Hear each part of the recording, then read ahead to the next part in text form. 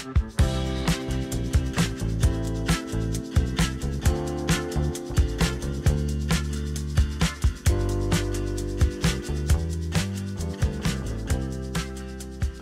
varat iepazīties. Man sauc Pauls, un no kurienes jūs esat un ko jūs darat? Inese, Liepājas centra aptieka. Sarmīta, Brocēna aptieka. Klau, un katrā pilsētā ir pa aptiekai, bet Liepāja daudz lielāka pilsēta nekā Brocēna. Cik Brocēnos aptiekā cilvēki strādā? Mēs strādājam 2. Tikai? Pamatā, jā. Pietiek? Pietiek. Tas ir tā kā uz maiņām ir vaināk visu caur nedēļu? Uz maiņām, kā kuro reizi sanākt, jā. Tā var iztikt arī viens var noturēt aizsardzību. Un Liepājā kā? Nu, aptiekā mums ir 12 cilvēki. Citreiz kāds pieskrien vēl palīgā no citas aptiekas pastrādāt. Nu, un vasarā mēs iedibinājām tādu jaunu darba režīmu, ka svētdienās nestrādājam. Jāsāk pieradināt cilvēku pie tā, ka svētdiena ir brīvdiena. Nav tā, ka tur klauvējās gar stikliem visu svētdienu kāds? To jau mēs neredzam. Ja vajag atpūsties, tu šeit domā plānot tās lietas uz priekšu. Jo arī dakteris svētdienās diez vai raksta receptes. Nu, taču nē. Klabi, man vienmēr ir bijis dīvaini, it kā dakteriem esot čābīgs rokraksts, bet jūs esat vienīgās, kas māk izlasīt to. Nu, jau ir labāk, jau ir elektroniskās receptes, vairāk nav jālauz galva, bet patiesībā savus ārstus esmu iemācījusies izlasīt. Bet, jābūt pazīstamam tam ārstam, ja? Nu, tu rokrakstu jau laika gaitā iemācies, ko tas nozīmē.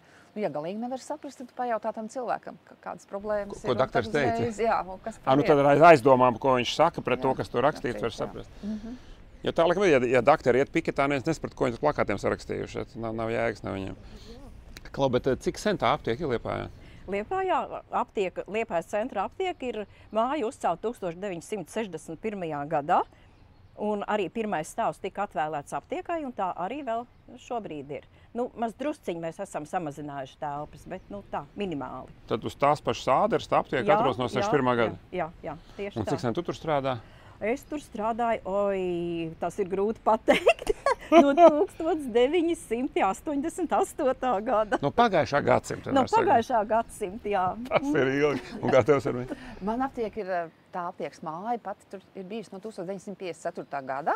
Tā aptieka visu laiku tajās telpās ir bijuši. Es pats strādāju no 79. gada. 80. kaut kā tā. Tas ir diezgan ilgi. Kā tas ir nostrādāt visu mūžu vienā vietā? Nē, vienā vietā jau es neesmu visu mūžu strādājusi. Tad, kad pabeidzu Rīgas medicīnas institūtu, man norīkoja darbā par farmācijas inspektoru. Un tur es nostrādāju nepilnu mēnesi, jo es sapratu, ka tas darbs, laikam nav priekš manis. Tad tev patīk ar cilvēkiem? Man patīk ar cilvēkiem, jā. Man nepatīk kontrolēt, jo man kaut kā, tas darbs man tā kā ne. Piemēram, ja policists savā iecirknī satiek tikai sliktus cilvēkus, tad būtībā aptiekā satiek tikai slimus cilvēkus. Ne jau visi ir slimi. Jā, bet kad viņš nāk iekšā, tu jau jūti, kas viņam kaiš.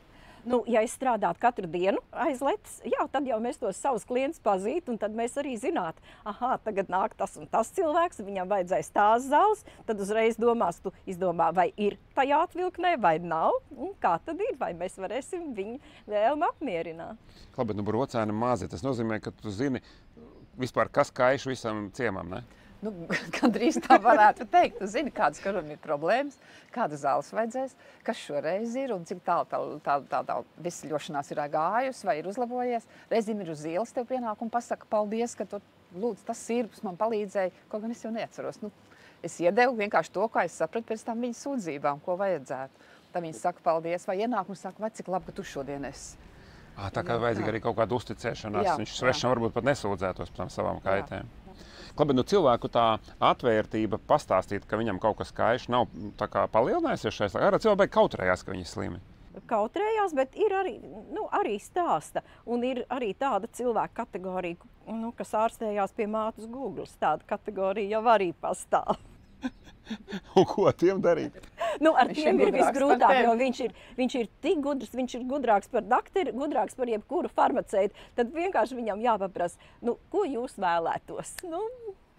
Bet tādā mazākā vietā, tā kā grūti kāds baumas aiziet, varbūt tev pārmekt, tu izstāstīs kādam, kas ņem. Tas vienkārši nav iedomājums, tur personas datu aizsardzība. Un vispār par kādu cilvēku stāstīt, kaut gan tu varbūt sabiedrībā un zināt, kas tam cilvēkam problēma, lai tu kaut ko teikt, tas ir cieņas. Tad tu taču cieni to cilvēku un arī sevi tu cieni. Bet nav arī tā, ka atnāk kāds un prasa bezmaz ārstēt, ne tikai zāles dot. Nu, bet, protams, ka tā ir, jā. Vienkārši apstāst, kas viņam pa vainu, viņš pat pie doktora nav gājis. Jā, viņš pie doktora nav gājis, un tad gala rezultātā ir tas, nu, jums ir jāgriežās pie ārsta, un mums nav tādas tiesības ārstēt. Bet, nu, jūs tā kā pēc izglītības nemākat pateikt, kas viņam kaiš, ko diagnozu uzstādīt. Jums tas nedrīkst. Tu jau pēc tā cilvēka, kad viņš tev izstāst, tu jau vari saprast, ka tur ir tās lietas, ka, teiksim, ir viens, ka tu vari iedot to sīrupu, lai padzer, bet otrs ir tev jāiet pie ārsta jāpaklausās, ja tur varbūt tiešām ir kāda trokšņa plaušās vai tas kleps ir ieildes, un tur ir noteikti vajadzīgs ārsts, un tas ir priekš paša cilvēka labi. Un daudzreiz viņi atnāk un saka, paldies, ka jūs teicat, ka jāiet pie ārsta. Gadu desmiti vienā vietā, vienā amatā. Kas tur ir tas, kas patīk, kas ļauj noturēties vienā vietā? Nu, tur es šodien braucu šurp un domāju par to, bet katru dienu tomēr ir pilnīgi savādāk. Lai arī atnāk tas pats cilvēks, bet viņam katru reizi ir kaut kāda cita lietiņa. Lai viņš vispār ikdienišķi šo zāli, tad, protams, ir parunāšana par to, kas notiek pilsētā, kas tur ir jauns, kā viņi jūties, vai kad mazbērni atbraukuši no ārzemēm, vai kur viņš ir bijis, vai redzējis, vai kaut kas valstī ir noticies. Vienmēr iznāk tā saruna garāka. Jo ir tas laiciņš tam cilvēkam. Protams, ir jau arī tādas sastrēguma stundas, kad ir daudz un tev viss ir. Bet tā ir tas laiks, ir tā, ka viņš grib izrunāties bieži vien. Tā tāda vieta arī, kur papļāpāt un cilvēciskām attiecībām. Jā. Nu, kā tev ir, ka tu tik ilgi esi tajā vienā vietā? Kāda ir tā pievilkšanās? Kas ir tas, kāpēc neapnīk tas darbs? Nu, katru dienu ir savādāk. Kaut gan tas darbs ir viens un tas pats, bet tiešām katru dienu ir savādāk. Katru dienu sākās savādāk, katrs rīts. Nu, protams, priecīgs ir tas rīts, kad atnāk pirmais pircējs, kad ir vīrietis, varbūt, kad būs laimīga diena. Tā tāda māņticība. Jā, tā tāda māņticība, jā, protams. Un arī tas kolektīvs, tie cilvēki, ar kuriem kopā, tas viss tā veido, kad neapnīk, tiešām neapnīk, kad ir patīkami. Bet kā jūs sevi saucat? Aptiekārs, farmaceits, kāds tas jūsu starpā profesionāli tas amats tiek saukts? Farmaceits. Jā, tā mums jāmalā rakstīts. Jā. Bet farmaceits ir cilvēks, kurš tirgo zāles, kurš māk arī izgatavot. Es arī gatavoju. Jā, māk arī izgatavot, jā. Tad jūs abas protat? Jā. Ko jūs varat uztaisīt uz vietas kādas zāles? Pulverus varam uztaisīt, ziedes varam uztaisīt, mikstūras varam uztaisīt. Nu jā, kādreiz jau arī svecītes. Taisīt, tagad jau vairs svecītes Tās taisīja uz vietas aptiekā? Jā. Tagad gan ļoti, ļoti reti ārsti izraksta, ļoti reti. Mēs esam izlikuši arī verandā, man ir tāda veca skapja, un tur ir viss tās, kur tu zirnīšus varēja, pat tādi zirnīšus taisīja, un svecītes mums ir visi tie izliktie vecie trauciņi, ar ko taisīja, un viss tāds salikts tādās. Jūs esat bērniem arī tāds aizlocīts tādā specifiskā veidā pulverīšs. Jā, pulverīšs. Neizbirst, uztaist tā vēju, un tad tu purini mutē, lai nebija garšīgs. Garšīgi. Jā, bija vitamīni. Mēs iegājām veikalā un uzreiz varēja just, ka no aptiekas atnāca, jo smažoja pēc tiem vitamīnu pulverīšiem. Tad jau vitamīnu tāds ļoti maz varēja nopirkt, tad aptiekā taisīja bēru kopā visu. Bija tas oranžais riboflavīns, dzeltens palika viss. Jo, es domāju, tādos vecos laikos, tur nezinu, pirms 100 gadiem, kas ciemā bija svarīgi? Mācītājs, kaut kāds pagastvecis, aptiekārs un skolotājs. Tie laikam bija tā kā inteliģence, vai ne? Krodzinieks vēl droši. Krodzinieks. Tas varbūt pat bija bišķiņa zemāk. Viņš zināja vairāk, bet varbūt statusā bija zemāk. Un kas ir tas gandarījums tajā darbā? Es nezinu, pat tāds prieks reizēm ir tāds prieks, tur reku labi iznāca, vai tas cilvēks pateica, tāds maziņš prieciņš, te viņš atnāja, reku, pareizi tās zālītes palīdzēja, labi, tas bija tāds labs.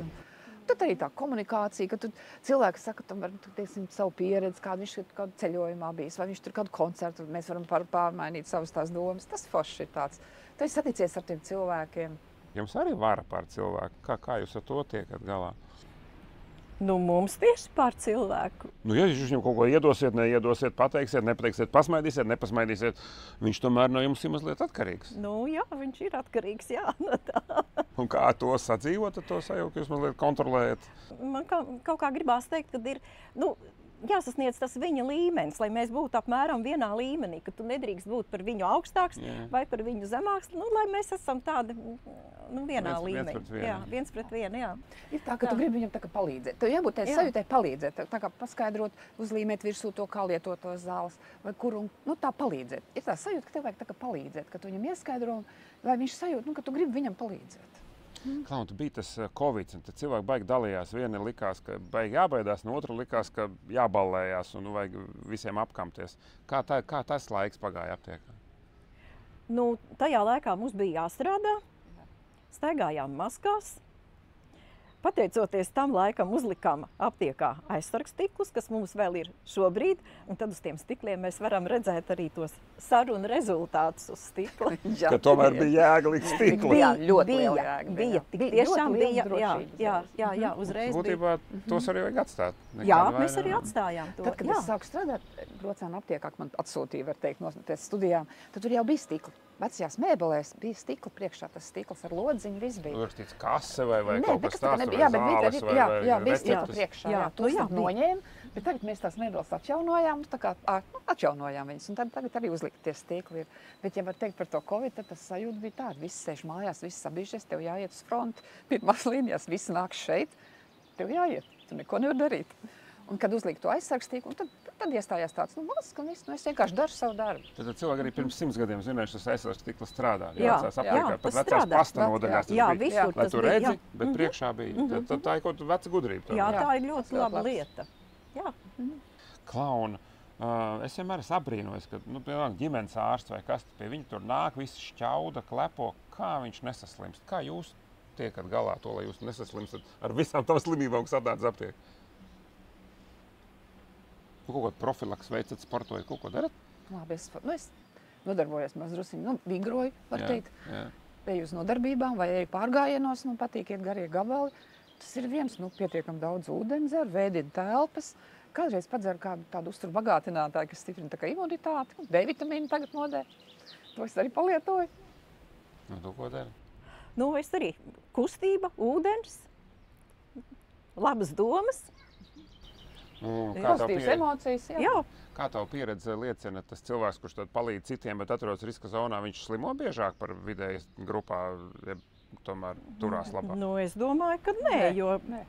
Jūs neslimojat biežāk, tāpēc, ka jūs vairāk esat slima apkārt. Nē. Vai tur ir kaut kāda atslēga? Nu, Vai tās labās domas, vai kaut kāda liktenes ezotērika, ka cilvēks, kurš otram tā kā vēl labu viņa dēļ atrodas šajā pirmajā frontes līnijā, viņu nemaz, kā saka, neņem tās skaitas? Jā, par to jāpadomā. Tieši tā. jā, jāsāk par to domāt. Es par to jā. šo pavasaru tieši padomāju. Jums nav pašam kaut kādas rituāls vai maģija, kāpēc tas notiek? Nē. Vienkārši ir un viss ej un dari. Jā, tieši tā, ej un dari. Jo, Un tu nedomā par to. Ja tu palīdzi otram, varbūt tev tā kā tieši tāpēc es neķeru. Ne? Kaut kas tāds. Taču daktari arī nav tā kā slimotu 5 reizes biežāk par parastu Tu nedomā, vai tik man tur kaut kas tagad nepieķersies, vai tas man neuzšķaudina. Ne, tu vienkārši par to nedomā. Tas varētu būt labs tāds tā profilaks veids. Nekreņķēties par to garām ejošām slimībām. Jā, tik man kaut kas nepieķer un kāpēc nedabūju šī.